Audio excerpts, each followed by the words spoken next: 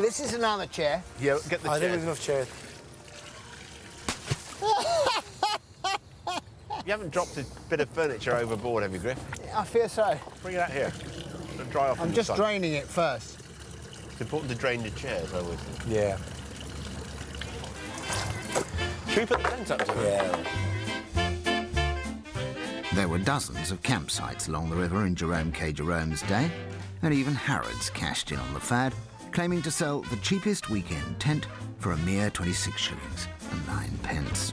But for the river enthusiast, the camping skiff was the preferred form of accommodation. A canvas cover was supported on a series of hoops along the boat, providing roomy, not to say luxurious, accommodation. I just can't... I can't envisage at all 2 people actually sleeping in this thing at the moment. Perhaps it'll be fantastically cosy when we've put it up. That is the tent bit, I think. I recognise it. I think this is the porch ground. This is just going to be a thundering pain in the arse there.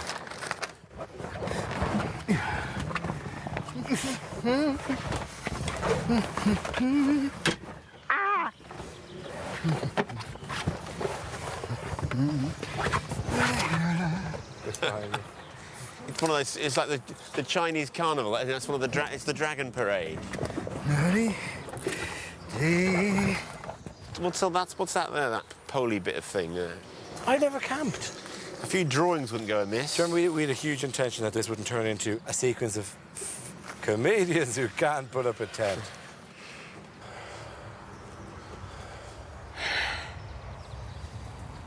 Currently, I've just put the tent on upside down, which is complete and utter pain in the arse because the whole thing has to come off and turn the right way around. Although I don't even know how important that is because it's just whether you tie it up a bit. That's the fly sheet. What the hell is that? What I can't help noticing is that the director is helping Rory put his tent up. Are we doing it wrong? I don't want to be here all night. I've never camped. Okay. Fantastic. Now what do we do after? Get out of shot, the director, for a start. For a start, the director is now in the shop because the talent can't put up a tent.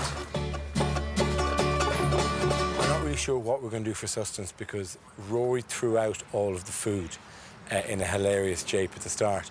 So when it comes, we're screwed, to be honest. There's a turnip in Kingston that is looking really good right now. I feel perfectly set. It's quite sort of luxurious in a funny sort of way, but a complete pain in the arse to put up.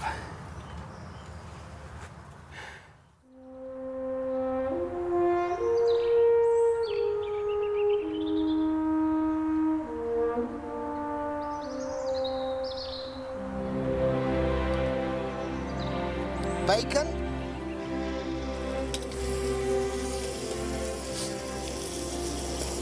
Wasn't a bad night repose, really. No. That's probably enough bacon for one Is pan. it? Well, I'm thinking of Rory, who eats a lot of bacon. Oh, does he? Is he not okay? No, he's in the tent, I think. Did you burn yourself? No. But... Just a second. Okay, do you want to pour We some need... water onto it? This is not... It's not burning. It's charcoal blackened bacon. It's Cajun bacon, man. It is, yeah, yeah. And I'm just going to put the Cajun bacon on there. That's it, lovely. Look at that. It's not bad at all. Good morning, Rory. How are you? Can I have talk some bollocks first thing in the morning, Griff? We can't do this anymore. We can't have another night. Have a terrible night's sleep. What's about? Did you want some eggs? No. And there's something flying around the tent keeping me awake. I think it was a swan. What? You're now rubbing the bacon things off into... Yeah. What exactly... I'm making what eggs are you blackened trying to- eggs with bacon scrapings. Christ alive. It's my signature dish. You know, I'm okay with Badly bacon. cooked breakfast. I'm okay in the You bacon. haven't tasted it yet, honestly. Now, that's perfectly delicious. It just looks nasty. What's It's Cajun eggs. Good girl, lol. Well done, you've used your shit plate. What is that? This is a scrambled egg.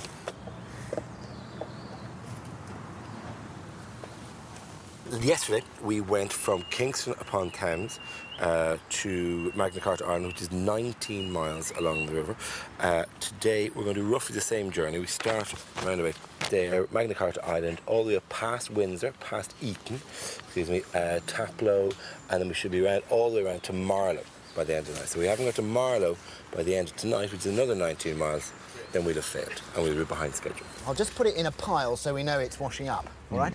How are your piles, Griff, by the way? Not good. I've never had piles. I do have itchy arse, though. Do you? Often I get an itchy arse, yeah. Yes. Somebody told me this. I won't tell you who it is because Yes. it's a famous ex-England goalkeeper with a moustache and a ponytail, and I can't mention his name. Somebody told me, he said, we're talking about sex, and this guy, whom I'm going to call David Seaman, because I don't want to give away his real name, said to me, I was talking about sex, and I said, sex is second best thing in the world to eating. And he said, oh, no, Rory. He doesn't talk like that, but I'm pretending. He said, no, it's third best, eating and scratching your ass. And I thought, what, you prefer scratching your ass to sex? Oh, yeah. And, you know, I thought, what a very weird chat. But actually, increasingly, I'm thinking, when you... Don't lower the camera. I'm standing here holding this stuff, Roy, because I thought I actually made the breakfast, and you might, instead of sort of telling stories about scratching your arse, might help clear it up. All the stuff that needs clearing up now. And I often think that goal that Brazil, Ronaldinho scored against Brazil was David Seaman. Actually, if they had a wide shot, what do you think? Ball coming. I don't know. What happened to all that water? Hey! Yuck. This is great, because this saves us on the washing. Yeah. You can lick all these mugs Just as lick well. all the mud. Come on. Shh, shh, shh.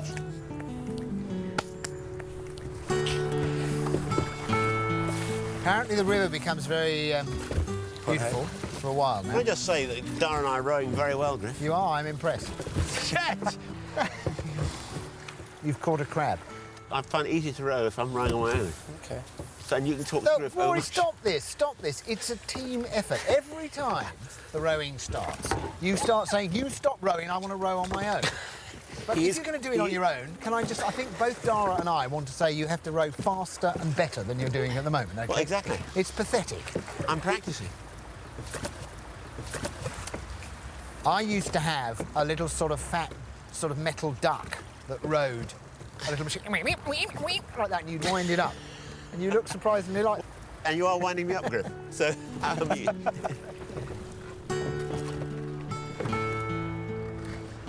Look at that heron, ladies and gentlemen. Oh, a heron. That's a heron. We got a shot of the heron. Loli. We missed the great crested grebe yesterday. Can we get the heron? This whole trip started as an attempt to recreate the Edwardian idyll. 3 intelligent, civilised men rowing up the Thames for a little bit of harmless fun. Is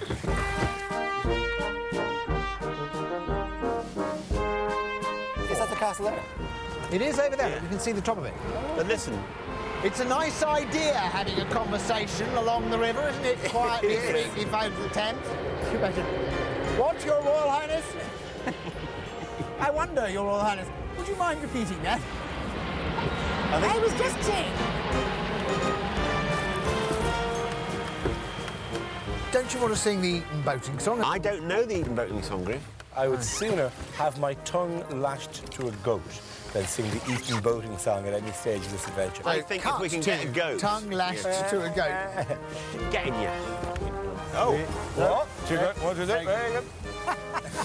Such a gin pal. You're not a real captain. He's steering worse than we are.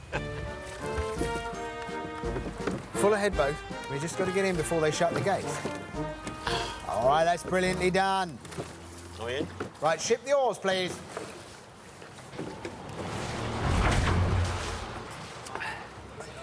Well, here we are. This is Bolter's Lock in Maidenhead. Now, during Jerome's day, this was a centre of lewdness, because Maidenhead, just north of Maidenhead, Maidenhead was known as a place, he described as a place of dudes and ballet girls, because all that was naughty in Victorian London used to transfer to Maidenhead at the weekend.